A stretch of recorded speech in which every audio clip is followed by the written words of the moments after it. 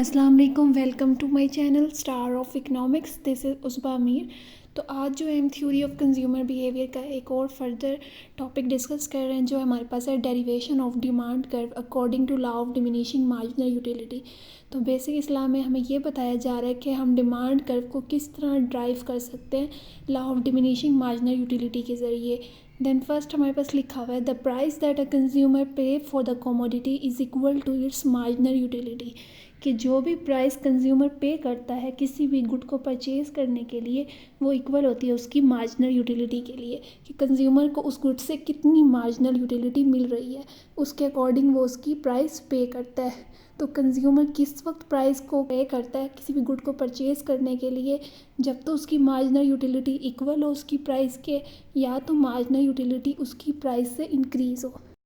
तो इस लॉ के अंदर हम जो है डिमांड कर्व ड्राइव करें law of diminishing marginal utility के ज़रिए। तो फर्स्ट हमें ये पता होना चाहिए कि law of diminishing marginal utility हमें बताता क्या है। तो according to law of diminishing marginal utility, as a consumer goes on purchase more and more unit of commodity its marginal utility goes on diminishing. कि law of diminishing marginal utility हमें ये बता रहा है कि कंज्यूमर जब मोर और मोर unit consume करता है, जब एक से ज़्यादा यूनिट कंज्यूम कर रहा है, तो उसका जो मार्जिनल यूटिलिटी का जो लेवल है वो आहिस्ता आहिस्ता डिक्रीज़ होता जाता है। लाइक फर्स्ट यूनिट जब कंज्यूम करता है तो उसका जो यूटिलिटी का लेवल है वो हाई होता है। देन जब सेकंड यूनिट कंज्यूम करता है तो उसका जो मार्जिनल यूटिलिटी का लेवल है वो डिक्रीज़ हो जाता है।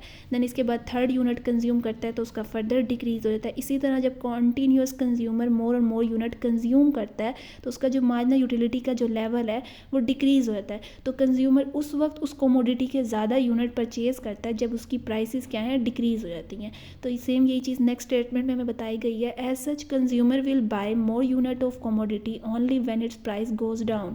तो कंज्यूमर उस वक्त उस कमोडिटी के ज़्यादा यूनिट परचेज़ करेगा जब उसकी प्राइसेस क्या हैं, डिक्रीज़ हो जाएंगी।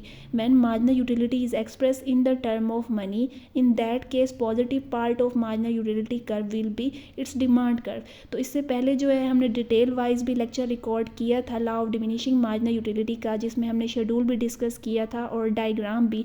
उसका जो लिंक है मैं आपको डिस्क्रिप्शन बॉक्स में दे दूँगी। तो उसमें जो डायग्राम में हमने पॉजिटिव पार्ट जो देखा था law of diminishing marginal utility का, अगर हम मनी के केस में देखें तो वो हमारे पास इक्वल होता है हमारे पास डिमांड कर्व के।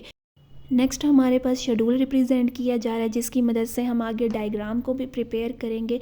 तो इस शेड्यूल में हमें ये बताया जा रहा है जो आपकी मार्जिनल यूटिलिटी है वो आपकी प्राइसेस के इक्वल है, और जो फर्स्ट कॉलम है वो आपके पास नंबर ऑफ़ यूनिट है, एंड सेकंड जो है आपके पास मार्जिनल यूटिलिटी, और थर्ड आपके पास प्राइस को रिप्रेजेंट कर रहा है। फर्स्ट और जो सेकंड कॉलम है वो आपके पास law of diminishing marginal utility को रिप्रेजेंट कर रहा है, क्योंकि इसमें जो आपका मार्जिनल यूटिलिटी का जो लेवल है वो कॉन्टीन्यूसली डिक्रीज़ हो रहा है। कंज्यूमर जब फर्स्ट यूनिट कंज्यूम करता है तो उससे जो मार्जिनल यूटिलिटी का लेवल मिल रहा है वो उसे 10 मिल रहा है। देन सेकंड यूनिट जब कंज्यूम करता है तो उससे मार्जिनल यूटिलिटी का लेवल 8, थर्ड यूनिट से उसे 6, 4 से उसे 4, और 5th से उसे 2, और 6 से 0। तो इस तरह जो उसका मार्जिनल यूटिलिटी का लेवल है वो कॉन्टीन्यूसली डिक्रीज़ हो रहा है। और थर्ड जो आपको फर्स्ट और थर्ड जो कॉलम है वो आपके पास लॉ ऑफ डिमांड को रिप्रेजेंट कर रहा है, क्योंकि ये इन्वर्स रिलेशन है कि जैसे जैसे प्राइसेस जो हैं आपकी डिक्रीज़ होती जा रही हैं, नंबर ऑफ़ यूनिट जो हैं वो आपके इंक्रीज़ होते जा रहे हैं। क्योंकि हमें ये चीज़ पता है कि जैसे जैसे प्राइसेस डिक्रीज़ होती हैं कंज्यूमर ज़्यादा से ज़्यादा यूनिट ऑफ गुड परचेज़ करता है। तो ये चीज़ हमारे पास लॉ ऑफ डिमांड को रिप्रेजेंट कर रही है। नेक्स्ट जो है हमारे पास वो हम ड्राइव कर रहे हैं डिमांड कर्व को अपनी law of diminishing marginal utility के ज़रिए। तो यहाँ पे हमारे पास MU कर्व शो हो रही है, उधर हमारी डिमांड कर्व रिप्रेजेंट हो रही है। तो हमने इसको किस तरह ड्रा किया हम फर्स्ट ये देखते हैं। तो ये आपके पास डायग्राम A है और ये आपके पास डायग्राम B है।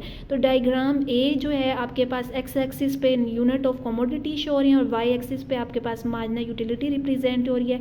डायग्राम B के अंदर जो है आपके पास एक्स एक्सिस पे यूनिट ऑफ कमोडिटी शो हो रहे हैं और वाई एक्सिस पे आपको प्राइस रिप्रेजेंट हो रही हैं। तो ये देखते हैं जब कंज्यूमर फर्स्ट यूनिट कंज्यूम करता है किसी भी कमोडिटी का तो उसे जो मार्जिनल यूटिलिटी का लेवल जो मिल रहा है वो उसे MU1 मिल रहा है, यानी उसकी जो मार्जिनल यूटिलिटी का लेवल है वो काफ़ी हाई है। यहाँ पे हम ये पॉइंट ड्रा कर लेते हैं कि इस कमोडिटी पे कंज्यूमर को जो मार्जिनल यूटिलिटी का लेवल जो मिल रहा है वो उसे MU1 मिल रहा है। देन कंज्यूमर जब सेकेंड यूनिट कमोडिटी का परचेज करता है तो उससे जो उसे मार्जिनल यूटिलिटी का जो लेवल है वो MU2 हो जाता है। MU1 से MU2 हो गया क्योंकि उसका मार्जिनल यूटिलिटी का लेवल डिक्रीज हो गया सेकेंड कमोडिटी पे। हमने ये चीज़ देखी थी कि जैसे जैसे कंज्यूमर मोर और मोर यूनिट कंज्यूम करता है तो उसकी मार्जिनल यूटिलिटी का जो लेवल है वो डिक्रीज हो जाता है। सेम अगर हम ये लाइन यहाँ से आगे इस डायग्राम B पे ड्रा करें तो कंज्यूमर की जो प्राइसेस हैं वो यहाँ पे P1 है और कंज्यूमर कितनी कमोडिटी परचेज कर रहा है वो X1 कमोडिटी परचेज कर रहा है। और सेम अगर हम ये वाली लाइन इधर ड्रा करें तो यहाँ पे जो प्राइसेस हैं वो डिक्रीज हो गई हैं। Consumer more unit of commodity तो परचेज कर रहा है लेकिन उसकी क्या है प्राइसेस यहाँ पे डिक्रीज हो गई हैं, P1 से P2 हो गई हैं। जब कंज्यूमर X3 यूनिट परचेज करता है कमोडिटी का तो उसकी मार्जिनल यूटिलिटी का जो लेवल है वो MU2 से MU3 हो गया। और यहाँ से अगर ये लाइन हम ड्रा करें तो प्राइसेस जो हैं कंज्यूमर की P2 से P3 हो गई हैं।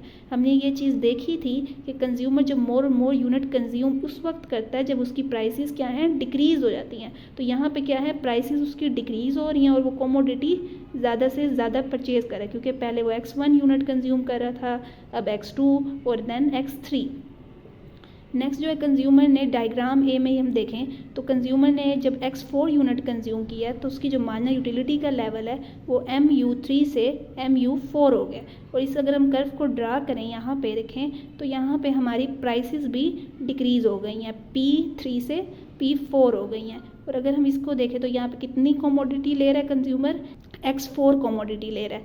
और अगर हम इन पॉइंट्स को ज्वाइन करें तो यहाँ पे जो हमारे पास कर्व जो बन रही है MU कर्व बन रही है मार्जिनल यूटिलिटी की जो हमारे पास नेगेटिव की तरफ कन्वर्ट कर रही है। यहाँ नेगेटिव क्यों आ रही है नेगेटिव पॉइंट की तरफ, वो इसलिए आ रही है कि आहिस्ता आहिस्ता कंज्यूमर की जो मार्जिनल यूटिलिटी का लेवल है वो डिक्रीज़ होता है और एक ऐसा टाइम भी आता है कंज्यूमर की जो मार्जिनल यूटिलिटी है वो नेगेटिव में कन्वर्ट हो जाती है। लेकिन जो कंज्यूमर की डिमांड है वो कंज्यूमर की जो पोर्शन जो मार्जिनल यूटिलिटी का पॉजिटिव पोर्शन है वो हमारे पास डिमांड कर्व को रिप्रेजेंट करता है क्योंकि डिमांड के कंसेप्ट जो है उसमें नेगेटिव का कोई कंसेप्ट नहीं है। तो हमारे पास जो डिमांड का सेम कंसेप्ट है वो आपको थ्योरेटिकल फॉर्म में भी प्रोवाइड कर दिया गया है जिसके ज़रिए आपको इजीली क्लियर हो जाए। तो आज जो हमने डिस्कस किया है वो ये डिस्कस किया कि हम किस तरह डिमांड कर्व को ड्रा कर सकते हैं law of diminishing marginal utility के ज़रिए। तो अगर इसमें आपका फिर भी कोई क्वेश्चन है तो आप कमेंट सेक्शन में पूछ सकते हैं, आपको क्लियर करवाया जाएगा। ओके, थैंक यू, अल्लाह हाफिज़।